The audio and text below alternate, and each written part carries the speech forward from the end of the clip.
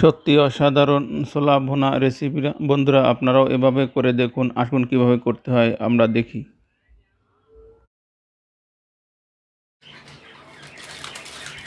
আসসালামু আলাইকুম বন্ধুরা, ফিরে এলাম আবারও নতুন ভিডিও নিয়ে। বন্ধুরা, আজকে আমরা দেখাবো কিভাবে চুইঝাল দিয়ে দারুণ স্বাদের ছোলা ভুনা করবেন।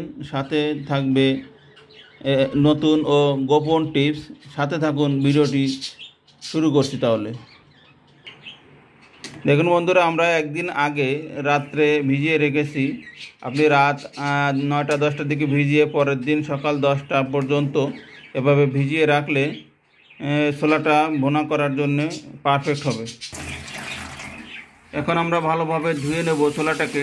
ধুয়ে আমরা এটাকে প্রেশার কুকারে সিদ্ধ করব, কারণ কড়াইতে সিদ্ধ করতে প্রায় 2-2.5 ঘন্টা সময় লেগে যায়। প্রেশার কুকারে 20 থেকে 30 মিনিট হাই হিটে রান্না করলে খুব দ্রুতই সেটা সিদ্ধ হয়ে যাবে। আমরা প্রেশার কুকারে দিয়ে দিচ্ছি। এটাকে ছোলা যতটা পর্যন্ত থাকবে ততটা পর্যন্তই পানি দিবেন। ছোলাটা ডুবু হওয়া পর্যন্ত পানিটা দিতে হবে, তার খুব বেশি দেওয়ার প্রয়োজন নাই। বন্ধুরা, আমরা সিদ্ধ করার সময় প্রেশার কুকারের মধ্যে প্রথমেই আমরা বেশ কিছু তেজপাতা দিয়ে দেবো। যারা রেস্টুরেন্ট ফ্লেভারে করতে চান তারা বেশি করে কয়েকটা তেজপাতা দিয়ে দিবেন, 5-6টি। এরপরে দেব কিছু গোটা দারচিনি, 6 পিস লবঙ্গ। এরপর দেব 5-6টি কাঁচামরিচ, আস্ত অবস্থায় দিবেন। দিয়ে দিচ্ছি 1/2 চামচ লবণ, 1/2 চামচ পরিমাণ হলুদ। এখন যেটা সবথেকে গোপন টিপস টেকনিক, যেটা ছোলায় রেস্টুরেন্টের স্বাদ আসবে, সেটা হলো 1 চামচ পরিমাণ চিনি দিবেন এখানে। এই সব রকম মশলা দেওয়ার পরে ছোলা সিদ্ধ দেওয়ার পূর্বেই একই সাথে আপনারা 3টা বা 4টা এভাবে আলু কেটে দিবেন। এখন ফিরে আসছি আমরা 20 মিনিট সিদ্ধ করার পর।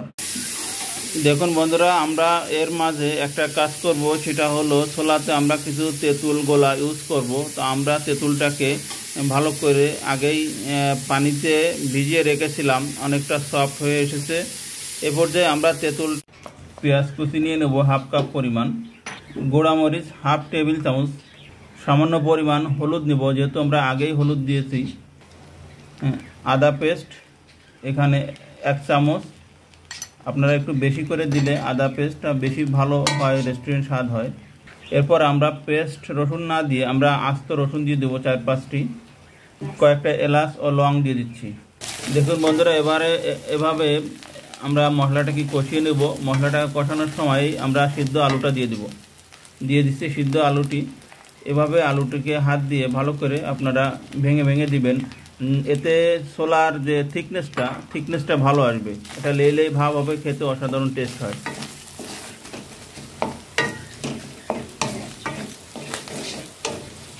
এই কষানো মশলায় 1/2 কাপ পানি দিয়ে দিব। কিছুক্ষণ নাড়িয়ে নিয়ে আমরা এবার ছোলাগুলোকে এর মধ্যে অ্যাড করব। ছোলাগুলো অ্যাড করার পূর্বে মশলাটিকে ভালোভাবে কষিয়ে নিতে হবে 2-1 মিনিট, যেন আদা মশলার গন্ধটা চলে যায়।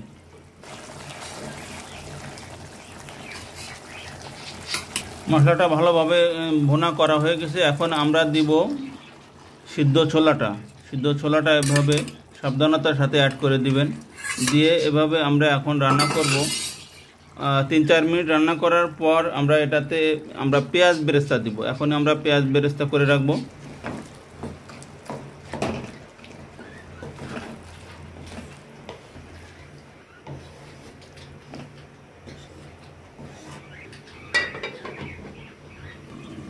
দেখুন বন্ধুরা, আমরা 3-4 মিনিট রান্না করার পর ফিরে আসছি। এখন আমরা দিয়ে দিব আমাদের আগে কুটে রাখা চুইঝাল। এই চুইঝালটা দিয়ে আমরা রান্না করব। এরপর দিব সেই তেঁতুল গোলাটা এখন দিয়ে দিচ্ছি। এই পর্যায়ে তেঁতুল গোলাটা অ্যাড করে দিবেন। আর দিব স্পেশাল মশলা, যেটা নুডলসের যে প্যাকেট মশলা, এই মশলাটা দিয়ে দিব। এখন ভালো করে মিশিয়ে আরও 5 মিনিট রান্না করব। ফিরে আসছি আরও 5 মিনিট পর। বন্ধুরা, আমরা 5 থেকে 6 মিনিট রান্না করার পর ফিরে আসছি। দেখুন আমাদের ছোলাটা কত সুন্দর রান্না হয়ে গিয়েছে। এখন আমরা এখানে যোগ করব কিছু কাঁচামরিচ, কাঁচামরিচ দিয়ে দিবেন কিছু অতিরিক্ত স্বাদের জন্য, আর দিব আমরা ধনেপাতা কুচি, আর দিব পেঁয়াজ বেরেস্তা। এই পেঁয়াজ বেরেস্তাটা দিলেই অসাধারণ ফ্লেভার বের হবে। এগুলো দিয়ে আমরা এখন মিশিয়ে নিয়ে এবং আরও 2-1 মিনিট রান্না করব। এ পর্যায়ে আমরা হাফ চামচ পরিমাণ আবারও চিনি অ্যাড করে দেব। চিনিটা দিলেই মরিচের সাথে অ্যাড হয়ে একটা আলাদা টেস্ট আসবে বন্ধুরা। অতিরিক্ত টেস্টের জন্য এই চিনিটা অল্প পরিমাণ লাস্টের দিকে দিয়ে দিতে হবে। দেখুন বন্ধুরা, আমাদের রান্নাটা কমপ্লিট হয়ে গেল। এখন আমরা পরিবেশন করে দেখাবো। চলুন পরিবেশন করি।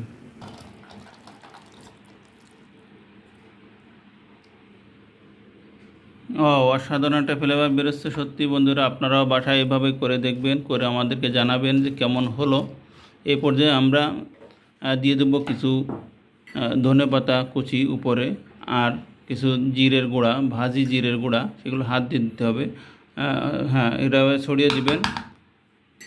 এতক্ষণ ভিডিওটি দেখার জন্য অনেক অনেক ধন্যবাদ। আমাদের ভিডিওটি ভালো লাগলে লাইক কমেন্ট করে আমাদেরকে উৎসাহ দিবেন। ফিরে আসবো পরবর্তী ভিডিও নিয়ে। ততদিন ভালো থাকবেন, সুস্থ থাকবেন। আল্লাহ হাফেজ।